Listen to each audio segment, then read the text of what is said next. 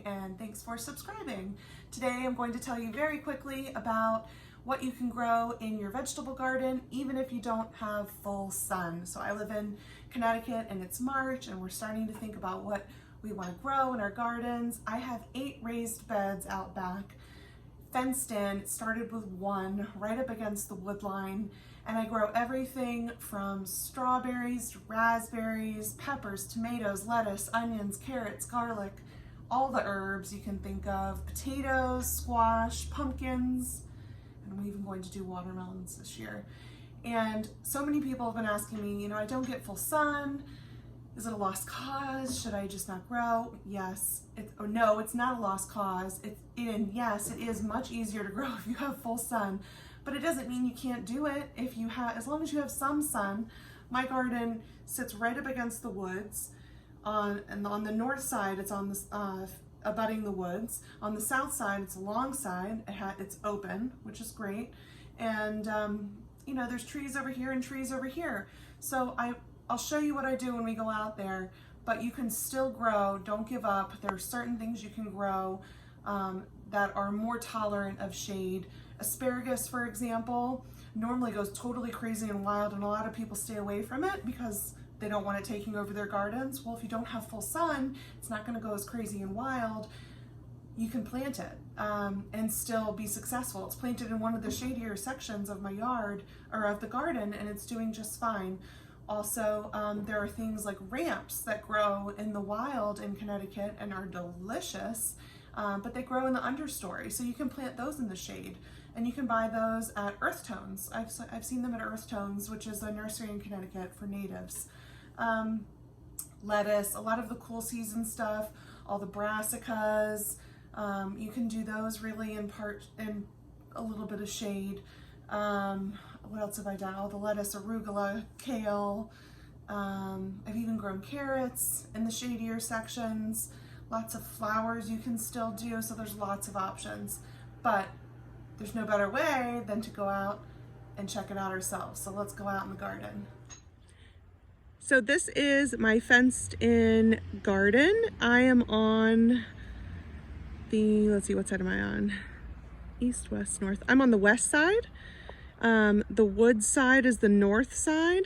You can see the trees really, they shade out a good portion of that far side over there. This edge over here with the 2 bluebird houses on the post, it's a great place for bluebird houses as long as you have a predator guard so a raccoon can't reach his hand in, because he'll easily shimmy up that pole.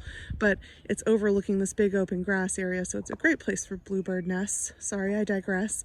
But this is my veggie garden, and I put all the herbs around the outside, right? You don't need to fence in your herbs. Nothing's going to eat them. So save the space for all the other stuff and put oh, there I am. Hi, Shadow. Put all your herbs out here. Got lavender that overwintered, some sage, and some other goodies. You want a fence that's tall enough the deer can't jump over it. We also have deer fencing, and somehow they still made their way in, so this is like round 2 of protection. Okay, here are the beds. You can see on the far left, the trellis. This is where I have my raspberries, so they're in the shadiest section. Now, do I get enough raspberries to make jam and pies for all my friends? No. Do I get enough raspberries that the kids can come out every day and pick some during the summer? Yes. So it's still a lot of fun and it's minimal work. This bed in the middle here will be for peppers.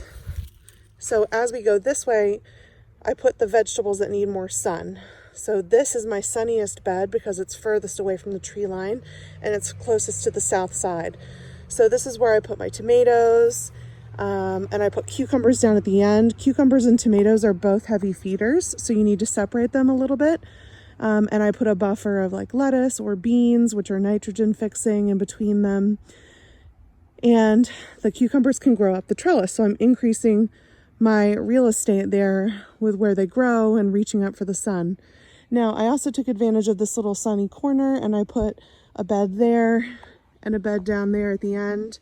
And that's a great place for other sunny Vegetables like carrots. You can do carrots in there. What else did I do in there? Lettuce, which doesn't really need more sun, but lettuce you can really tuck in anywhere. Back along the fence last year, I actually planted in the ground some squash and pumpkin plants, and they, in looking for sun, they climbed up the fence. So that was a really great way to take advantage of real estate there as well. And I'm going to do that again this year. These are, let's see, some leftover broccoli that's still out here. How funny is that? Look. Sorry, broccoli. All right, then I have in another one of my sunnier beds, some strawberries. Those are all strawberries there. And over here I did potatoes last year, and I'll probably do potatoes again.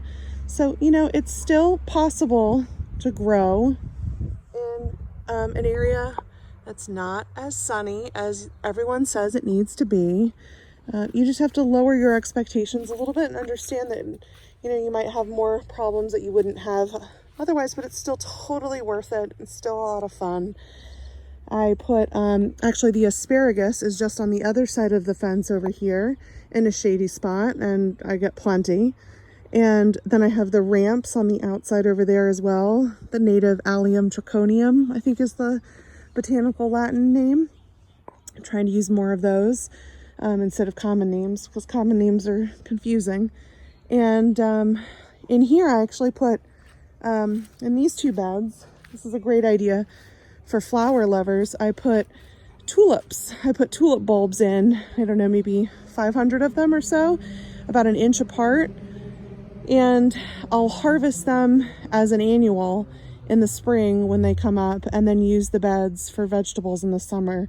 Tulips are kind of a pain in the butt in the sense that if you are growing them thinking they're going to come back every year, they may come back, but they may not bloom. And if they do come back, or if they, you know, the deer get to them the first year, it's just really exasperating. So here it is. This is what you can do with not too much space. You know, it doesn't have to be this big. And these are my jugs for winter sowing.